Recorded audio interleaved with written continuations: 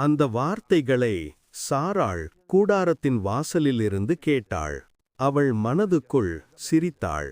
நான் வயதானவள், என் ஆண்டவரும் முதியவர், இது எப்படி நடக்கும்? ஆனால் கர்த்தர் கேட்டார். சாராள் ஏன் சிரித்தாள்?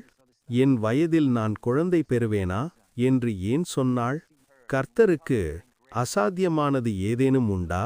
சாராள் பயந்து கூறினாள், நான் சிரிக்கவில்லை.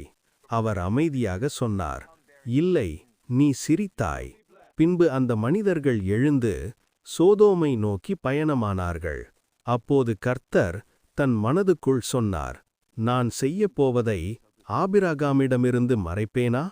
கர்த்தர் அபிராமுக்கு சொன்னதை நிறைவேற்றும்படியாய் அவன் தன் பிள்ளைகளுக்கும் தனக்கு பின் வரும் தன் வீட்டாருக்கும், நீங்கள் நீதியையும் நியாயத்தையும் செய்து கர்த்தருடைய வழியை காத்து நடவுங்கள் என்று கட்டளையிடுவான் என்பதை அறிந்திருக்கின்றேன் என்றார். சோதோமின் அழிவு குறித்து கர்த்தர் ஆபிரகாமுக்கு வெளிப்படுத்தினார். ஆபிரகாம் முன்வந்து தாழ்மையுடன் பரிந்துரைத்தான். நீதிமான்களையும் அநீதிமான்களுடன் அழிப்பீரா? ஒவ்வொரு எண்ணிக்கையிலும் கர்த்தர் பொறுமையுடன் பதிலளித்தார். இறுதியில் அந்த உரையாடல் முடிந்தது.